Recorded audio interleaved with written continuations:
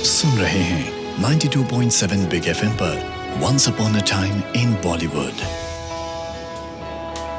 स्वागत है आपका once upon a time in Bollywood में, एक खास शो जो लेकर आता हूं मैं सिद्धार्थ और मेरे साथ जानी मानी फिल्म क्रिटिक और ऑथर भावना सोमाया। और आज स्टूडियो में सिर्फ 2 नहीं 3 लोग हैं और उनमें से एक बहुत ही खास मेहमान है, खास अपनी आवाज की वजह से, खास अपने स्टाइल की वजह से और खास इस वजह से कि पूरा एक दशक उनके नाम रहा है। कुमार सानू हमारे साथ हैं। जी नमस्कार। कुमार सानू की जितनी तारीफ की जाए उतनी कम है। हम सब को उनकी आवाज से मोहब्बत है और जब वो गाते हैं तो ऐसा लगता है कि खुद सरस्वती दिल के अंदर आ गई। आप देवी के लिए कुछ करते हो? क्योंकि दुर्गा की पूजा नहीं, उपवास तो कर नहीं सकते क्योंकि मेरे से होता नहीं है, लेकिन कोशिश करता हूँ कि जितना कम हो सके नॉनवेज वगैरह ये सब अवॉइड करे और बस सादा सीधा वेजिटेरियन खाना अगर हो जाए तो ठीक है। बस यही करता रहता हूँ और नहाने के बाद एक बार खाली बस प्रणाम कर लेता हूँ। मेरा बर्थडे के दिन जो है 20 अक्टूबर के दिन जो है, उस दिन मैं ब्लड डोनेशन कैंप, हमारे जो स्कूल है वहाँ पे जो कुमार सानू विद्या निकेतन है और ऑर्फन बच्चे लोगों के लिए, उसमें ब्लड डोनेशन कैंप लगाएंगे और 28 को 20 तारीख को हम वहाँ जाके दिल्ली में जाके पहला ब्लड शायद मेरा ही लेगा वो लोग। बहुत मजा आएगा। ये जो पुराने दोस्त थे और अभी भी है, जब आप छोटे थे और उनके साथ समय बिताते थे तो आप उनको गाना गा के सुनाते थे अपने? देखिए हम लोग, मैं तो बहुत बदमाश था, बहुत पीटा मेरे डैडी ने मेरे को। हम लोगों का बचपन में क्या था, बचपन में हमारे दोस्त लोगों को भी ना म्यूजिक के प्रति एक लगाव बहुत जबरदस्त था। दूध का डब्बा ये सब लेके बोंगो बना लेना, इस तरह से इंस्ट्रूमेंट बना लेते थे वो सब टीन के डब्बे वब्बे से।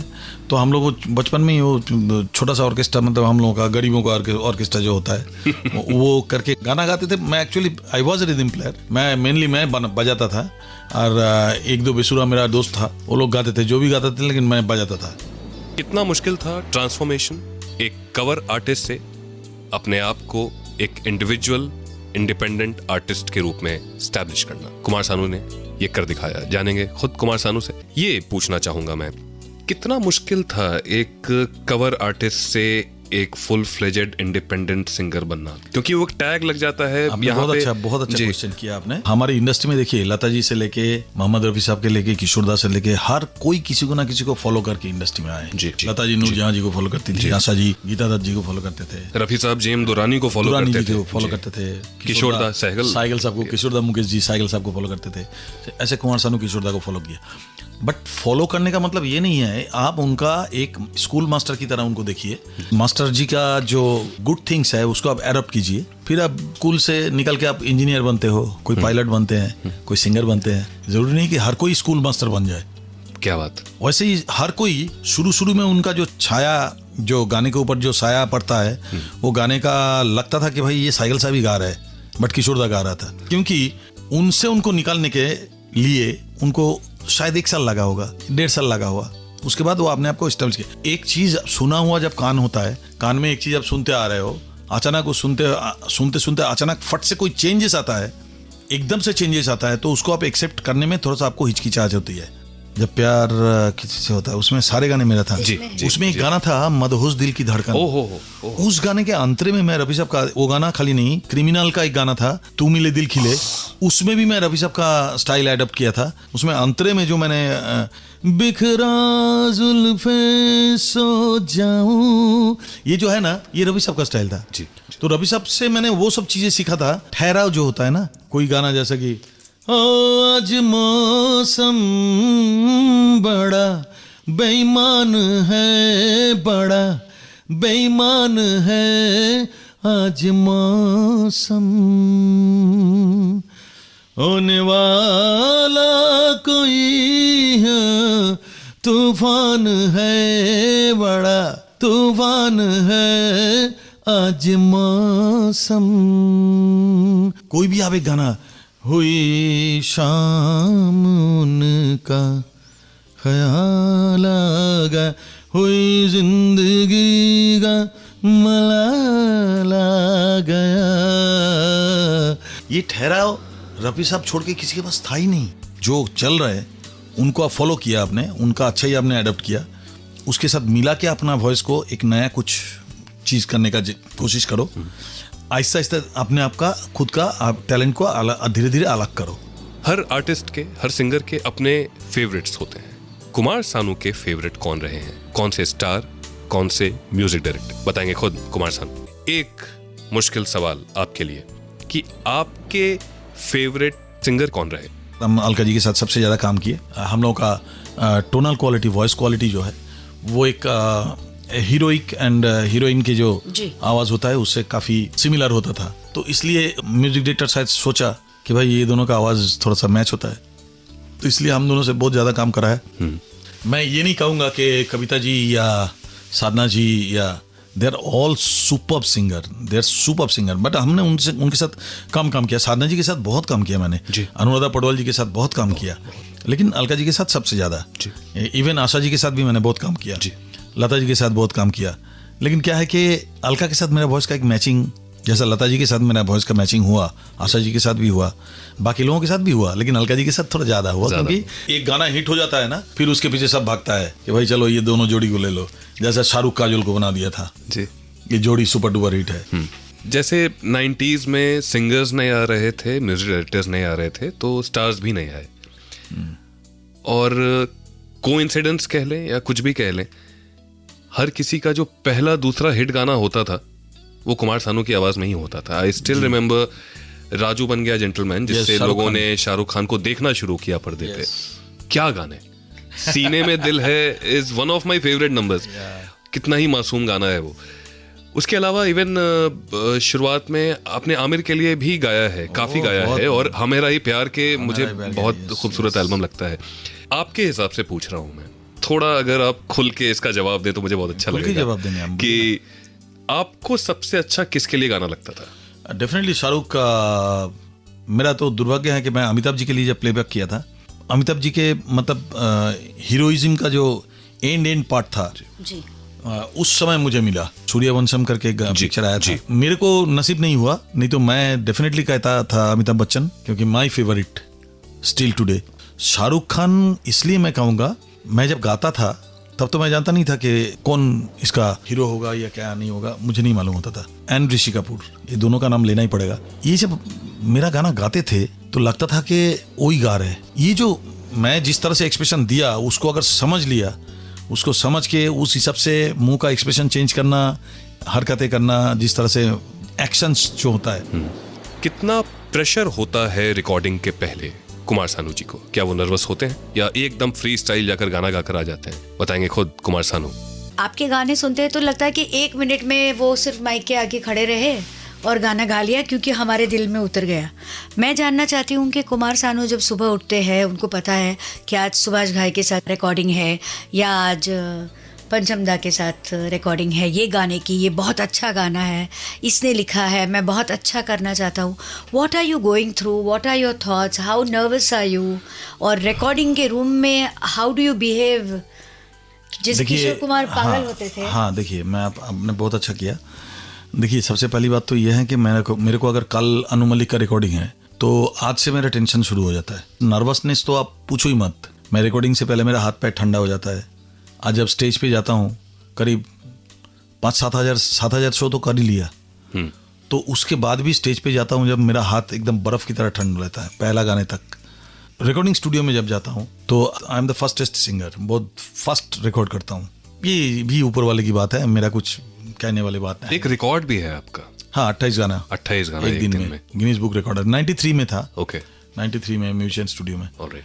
एंड रिकॉर्डिंग रूम में ये नर्वसनेस से बाहर निकलने के लिए जो हरकतें किशोरदा करते थे, मैं भी करता हूँ। अभी मुझे ये नहीं मालूम था किशोरदा क्यों करते थे, अभी मैं पता चल गया मुझे कि किशोरदा ये हरकतें क्यों करते थे। कि किशोरदा नर्वसनेस फील करते थे कि पंचम दा का गाना गाने जाओ, या सब दोस्त है, लेकिन फिर भी एक नर्वसनेस होता है कि मैं जब माइक पे जाऊंगा 15 लोग बैठे रहेंगे अंदर, सबके मुंह पे हंसी होना, सबको खुश करना, ये एक बहुत बड़ा जिम्मेदारी होता है। जैसे अनु जी की रिकॉर्डिंग करने जाओ तो अनु जी पहले ही डिमोरलाइज कर देते हैं। पहला गाया ना, छी छी छी सानू यार क्या बेसुरा गा रहा है तू, छी छी छी छी। बापीदा के पास जाता हूँ तो बापीदा बोलता है नहीं गाना सीखने की जरूरत नहीं, चल तू सुन ले, खाली एक बार जा माइक पे जा। जतिन ललित के पास जाओ तो जतिन ललित क्या करते हैं, पहले बोलता है कि दादा जैसे मैंने बोला ना ठीक वैसे ही गाने का, बस हो गया मेरा हालत खराब। सबसे बड़ी बात है आनंद मिलिंद का, एकदम शांत स्वभाव है, कोई कुछ नहीं है, तो मिलिंद जी के साथ मजा मुजा करके मैं उनको हंसा लेता था माहौल गम के। पंचम दा बिंदास बोलता कि भाई तू एक काम कर, तू कैसा गाएगा पहले मेरे को गा के सुना, बाद में मैं बताऊंगा। कुछ ना कहो गाना जो था, that was my rehearsal take. ये होता है म्यूजिक डायरेक्टर। देखिए आप एक एक जन का एक एक किस्म का टेम्परामेंट, आप नौशाद साहब को देखिए, तो वो राजा बादशाह की तरह ही उनका चलन बलन वैसा ही गंभीरता से। फिर मैंने उनको भी हंसाया लास्ट में। लक्ष्मीकांत प्यारेलाल के साथ करते थे, लक्ष्मी जी के साथ बहुत मजा किया। प्यारेलाल जी एकदम गंभीर है, सब चीजें हैं ना। इसके लिए मैं एक आदमी को क्रेडिट दूंगा सबसे पहले, वो है मेरा डैडी। बहुत हंसमुख थे। जगजीत सिंह, वो भी एक आदमी था, इतना बिंदास, इतना हंसी मजाक। आज मुझे पता चलता है कि किशोरदा क्यों करते थे ऐसा। जरूर वो नर्वस होते थे। मेरे को कल्याण भाई ने एक बार बताया था कि किशोरदा स्टेज पे जाने से पहले जा नहीं रहा था, पीछे से धक्का लगा के उनको स्टेज के अंदर डाला। जब मैं खुद करता हूँ तो मुझे लगता है कि ये बहुत एक अच्छा चीज किशोरदा ने सिखा के गया अनजाने में। बीच में एक बहुत बड़ा टाइम पीरियड ऐसा आया जब कुमार सानू जी ने गाना गाना करीब करीब छोड़ दिया। क्या हुआ था, क्या वजह रही, बताएंगे खुद कुमार सानू जी। थोड़ी देर के लिए बीच में आप गायब हो गए थे। देखिए मैं ना बैड लिरिक्स गाऊंगा नहीं किसी भी हालत पे, बाकी सब कुछ करूंगा, ये वेस्टर्नाइज गाना हो या हो, लेकिन बैड लिरिक्स में गाऊंगा नहीं। ये मेरा एक उसूल है। क्या होता है कि सेलिब्रिटीज को आम पब्लिक फॉलो करते हैं, तो हर सेलिब्रिटीज का एक लाइबिलिटीज होता है सोसाइटी के ऊपर। हर सेलिब्रिटीज का एक फर्ज बनता है कि हम सोसाइटी को कुछ अच्छा दें तो सोसाइटी में अच्छा फैलेगा। तो मेरा ये उसूल है। जिनका जो ख्यालात है वो अलग है। और वो फेज में बहुत डबल मीनिंग डायलॉग के लिरिक्स आ रहे थे। Not only that, direct openly गाली गलौज भी चल रहा है गाने के अंदर। इसमें सोसाइटी पे जो मैसेज जा रहा है, इसके प्रति किसी का कोई रिएक्शन नहीं है, किसी का कोई फीलिंग्स नहीं है कि हम क्या फैला रहे हैं। आज छोटे छोटे बच्चे जब इस तरह के गाना गाते हुए बड़े होंगे, या इस तरह के लिरिक्स जब वो पूछेंगे अपने डैडी को what is the meaning of that, तो डैडी क्या जवाब देगा और बच्चा क्या समझेगा। इस चीज को थोड़ा ख्याल रखना चाहिए। तो मैंने ना इग्नोर किया बहुत गाने। आज भी मैं करता हूँ इस तरह के गाने जब आते हैं मेरे पास, नहीं गाऊंगा करके। ये भी एक वजह था। और दूसरी वजह था कि मोनोटोनसनेस बोल के एक चीज होता है जो 12 साल के बाद या 13 साल के बाद या 15 साल के बाद लोगों को लगने लगता है कि मोनोटोनसनेस, उससे भी आप थोड़ा सा अपने आप को ओवर एक्सपोज, जिसको बोलता है, ओवर एक्सपोज नहीं होना चाहिए। एक दूरियां मेंटेन किया। मैं ये समझता हूँ कि आप ओवर एक्सपोज जब होंगे, उस चीज़ से आपको बचने के लिए आपको ज़रूर थोड़ा सा काम उस समय एक्सपोज ना हो, ऐसा कुछ करके आपका अपने आप को थोड़ा सा कंट्रोल। जब देखिए अभी मैं इतना बिजी क्यों हूँ, लोगों को चीज़ नहीं मिल रहा है ना, इसलिए लोग मेरे को बुला के सुन रहे हैं। तो I am busy for that. Correct. अभी हम बिजीएस्ट पर्सन देन आशिकी टाइम। आशिकी के समय मेरा एक ही काम हुआ करता था, खाली गाना गाना और घर आ जाना। आज मेरा 50 काम है, 50 दायरा इतना बढ़ गया। नॉट ओनली सिंगिंग तो चलिए रोज मैं गाता ही हूँ, रीजनल सॉन्ग गा रहा हूँ, हिंदी गाना गा रहा हूँ, सब कुछ मेरा यूट्यूब में अभी लेटेस्ट एक तेरी यादें करके अपलोड हुआ, अभी जस्ट नया गाना। अभी एक गाना और तैयारी में है, वो चल रहा है, उसका गाना चल रहा है। प्लस रीजनल गाना गा रहा हूँ, इंटरव्यूज, रियलिटी शोज, और अपना शोज तो है ही, प्लस अपना चैरिटी के लिए हमको क्या करना पड़ता है, हमारे स्कूल के लिए पैसा इकट्ठा करना पड़ता है थोड़ा थोड़ा। तो आप सोचो कि ये दायरा बढ़ जाता है ना, हर काम में दायरा बढ़ जाता है। प्लस हमारा बहुत सेटिस्फाइंग होगा ये, बहुत सेटिस्फाइंग होगा, संतोष बहुत सेटिस्फाइंग है। डैडी से सिखाई है, डैडी मामी से आप ब्रिंगिंग आप बोल सकते हो कि उनको देखा कि वो 10 रुपया कमाते थे तो 5 रुपया लोगों के लिए खर्चा कर देते थे। इतने म्यूजिक डायरेक्टर्स के साथ काम किया, लेकिन कौन से संगीतकार वो रहे जिनके साथ वो काम नहीं कर पाए, करना चाहते थे, बताएंगे खुद कुमार सानू। आपके साथ अच्छी बात ये रही कि जिस दौर में आप आए थे, उस दौर में आपको कुछ वेटरन्स के साथ भी काम करने का मौका मिला। यस, कल्याण जी आनंद जी, लक्ष्मीकांत प्यारेलाल, डेफिनेटली, पंचम दा, नौशाद साहब। लेकिन कुछ लोग रहे होंगे जिसके साथ काम करने का मन रहा होगा लेकिन कर नहीं पाए। बहुत दिल था एस.डी. बर्मन जी के साथ काम करना। इतने छोटे हो गए ऐसे करोगे है तो मैं एस.डी. बर्मन साहब का मतलब मैं ऐसा पागल फैन था, मेरे को उनके हर गाना, बंगाली में भी उनका बहुत सारा गाना है, तो उनका गाना, उनका वॉइस अच्छा नहीं था उतना, एक अलग टाइप का वॉइस था, एक फोक टाइप का आवाज था, लेकिन एक अलग ही अट्रैक्शन था उनके गाने में कि एक कोई भी गाना वो गाए ना तो उसमें आपको बैठ के पूरा गाना सुनना ही पड़ेगा, ऐसा अलग था। बिल्कुल। तो ये बहुत बड़ी बात है, और उनका म्यूजिक डायरेक्शन तो कोई जवाब ही नहीं उनका। तो मेरा वही एक दिल करता था कि अगर एस.डी. बर्मन के साथ मैं थोड़ा काम कर सकता था, एक ट्रिब्यूट के तौर पे कुछ। एक एस.डी. बर्मन का गाना गुनगुनाइए। उनका वो गाना मेरे को याद है, धीरे से जाना बगियन मेरे भमरा, धीरे से जाना बगियन में। सोई है राजकुमारी, देख रही मीठे सपने। जा जा छुप जा, जा जा छुप जा, तकियन मेरे भ्रमरा, धीरे से जाना बगियन में। बहुत बेहतरीन। सब मिला जुला के, मतलब मैं एक मैं इसलिए गाया कि ये मेरा बहुत फेवरेट गाना था, और मैं हमेशा उनका जो किशोर दा जो नाटक किया था ना लास्ट में, वो मेरे को बहुत, मतलब सचिन दा का नकल किया था लास्ट में, क्योंकि ये बंगाली में गाना है, ये फोक सॉन्ग है, ये फोक बंगाली में सचिन दा का ही है जी, उसका वो हिंदी बनाया था। धीरे से जाइयो रे फूलो बोने, धीरे से जाइयो फूलो बोने। कुमार सानू जी स्टूडियो में हों और हम अपने फेवरेट नगमे ना सुने, या वो अपने फेवरेट गाने हमें ना सुनाए, ऐसा कैसे हो सकता है? होगी कुछ मजेदार बातें, कुछ मजेदार गानों के साथ। 90s का दशक, जो रोमांस का दशक मानता हूं मैं, वो डिफाइन करते हैं कुमार सानू। एक चीज, एक जुड़ा हुआ छोटा सा किस्सा है। 19 रुपए का कैसेट आता था उस टाइम, टी सीरीज का या HMV का। वो होते थे, बड़े बुजुर्ग कोई आए, उन्होंने 50 रुपए निकाल के दिए कि मिठाई खा लेना। मेरा पहला काम होता था, और मुझे याद है, Aashiqui, I clearly remember, crystal clear है, मैं जॉइंट, हाँ, तो वो मैं गया, पहली चीज कि मुझे भाई आशिकी का कुछ थे, उसमें 12 के करीब गाने थे। पता नहीं कितने लोगों के शादी हो गया उस फिल्म से, कितने लोग बाप बन गए, कितने लोग घर बसा दिया, मतलब घर बसा लिया, कितने लोग प्यार में पड़े, हजारों में। और जितने लोगों ने ये भुगता ना, सब मुझे याद करते हैं, और दुआ भी दी आपको, बहुत सारे ब्लेसिंग्स दिए। डेफिनेटली मेरा पर्सनल फेवरेट चॉइस है ऐ काश के हम। हाँ, ये भी एक बहुत अच्छा गाना था।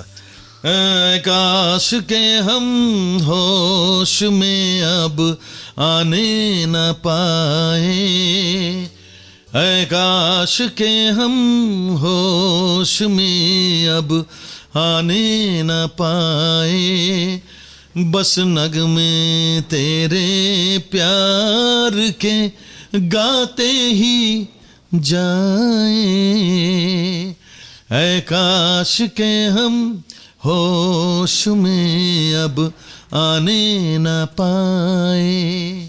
एक आरडी का, हाँ, बस वो लास्ट में जाते थे यही कहूँगा कि बहुत कुछ कह दिया, अभी कुछ ना कहो, कुछ भी ना कहो, क्या कहना है, क्या सुनना है, मुझको पता है,